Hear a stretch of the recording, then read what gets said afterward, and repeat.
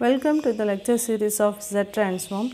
Today we are going to see a problem under partial fraction method. Look at the question. Find Z inverse of Z cube by Z minus 1 the whole square into Z minus 2. So first we will take the function which is given inside the bracket of Z inverse as f of Z. So consider f of Z as Z cube by Z minus 1 the whole square into Z minus 2. So now look at the degree of the numerator and degree of the denominator, both are equal. So if it is possible to make the denominator as linear for numerator, we can try for that also. So we can write this as Z into Z square divided by Z minus 1 the whole square into Z minus 2. So now we can bring the Z to the divided by Z. So f of Z by Z equal to Z square by Z minus 1 the whole square into Z minus 2. We will call this as equation 1. Now we will take that Z square by Z minus 1 the whole square into Z minus 2. So there are degree of the denominator is 3. So we have 3 constants. So that can be written as a by Z minus 1 plus b by Z minus 1 the whole square plus c by Z minus 2.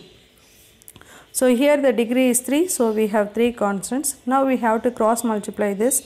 So Z square equal to a into Z minus 1 into Z minus 2 plus b into Z minus 2 plus c into Z minus 1 the whole square. Now we are going to give values for Z to find the values of a, b, c. Okay, so put Z equal to 1. What will happen when Z equal to 1? This term and this term will become 0. So we can get the answer for B. So first put Z equal to 1.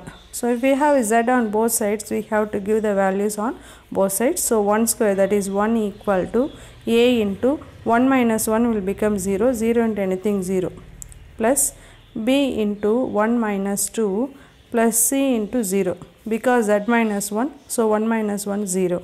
So we can get a is 0, b is 0. So minus b equal to 1, which implies b is equal to minus 1. Now we are going to give the next value of Z. Put Z equal to 2. So when Z equal to 2, a and b will become 0. We can get the value for c. So 2 square means we can get the left hand side as 4. And then here a into 2 minus 2 0. So 0 plus b into 2 minus 2 0 plus c into 2 minus 1 the whole square. 2 minus 1 the whole square means 1.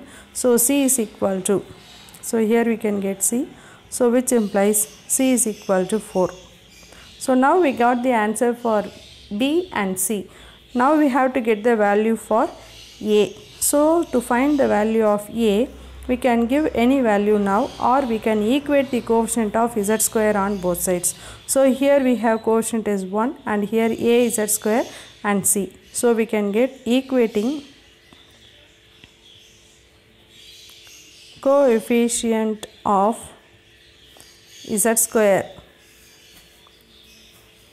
equating coefficient of Z square on both sides.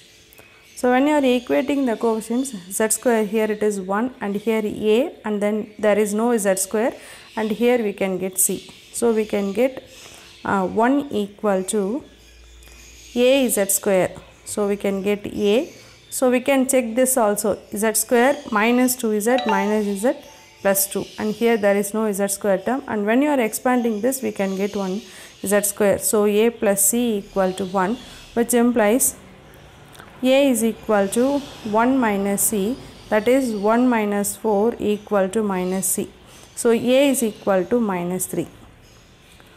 So now we got the answer for a, b, c. So we are going to substitute the values of a, b, c. Therefore Z square by Z minus 1 the whole square into Z minus 2 equal to a by, so minus 3 by Z minus 1 plus b. What is our b? B is equal to minus 1. minus 1 by z minus 1 the whole square plus c, that is 4 by z minus 2. So therefore from equation 1, f of z by z equal to this term, that is equal to z square by z minus 1 the whole square into z minus 2, that is equal to minus 3 by z minus 1 minus 1 by z minus 1 the whole square plus 4 by z minus 2. So from this we can get f of z equal to minus 3 into z by z minus 1 minus 1 into z by z minus 1 the whole square plus 4 into z by z minus 2. Take z inverse on both sides.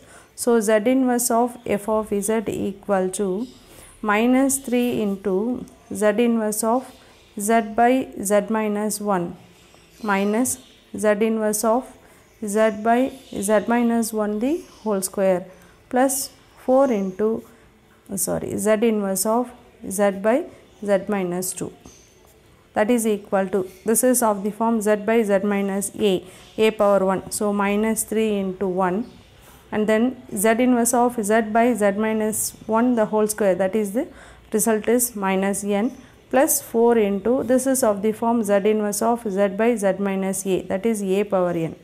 So that is a is 2, so 2 power n. Therefore z inverse of given function, that only we have taken as f of z equal to minus 3 minus n plus 4 into 2 power n. This is what the answer for the first question. Look at the second question. Find z inverse of z by z minus 1 into z plus 2. So we will take that f of z as z by z minus 1 into z plus 2. Now look at the degree of the numerator and degree of the denominator, which is less than the degree of the denominator. So we can directly apply the partial fraction method. So f of z by z equal to 1 by z minus 1 into z plus 2. So which can be written as a by 1 by z minus 1 into z plus 2 equal to a by z minus 1 plus b by z plus 2. So cross multiplying this, we can get a into z plus 2 plus b into z minus 1. So put z equal to 1. So 1 equal to a into 1 plus 2 plus b into 0, because 1 minus 1 0. So 3a equal to 1, a equal to 1 by 3. Now put z equal to minus 2. So what will happen? 1 is equal to a into 0 plus b into minus 2 minus 1. So minus 3b equal to 1. Therefore b is equal to minus 1 by 3. Therefore 1 by z minus 1 into z plus 2 equal to a by, so 1 by 3 by z minus 1 plus b minus 1 by 3 by z plus 2. Now from equation 1,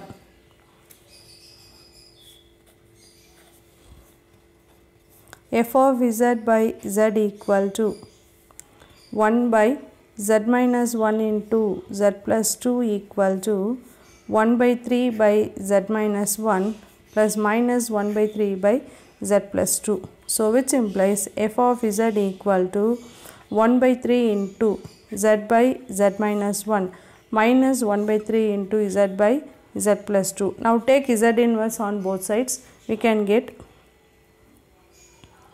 z inverse of f of z equal to 1 by 3 into z inverse of z by z minus 1 minus 1 by 3 into z inverse of z by z plus 2. So now 1 by 3 into, this is of the form z by z minus a. What is the result?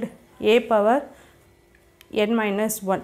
So z inverse of 1 by z minus a, that is a power n. So here we can get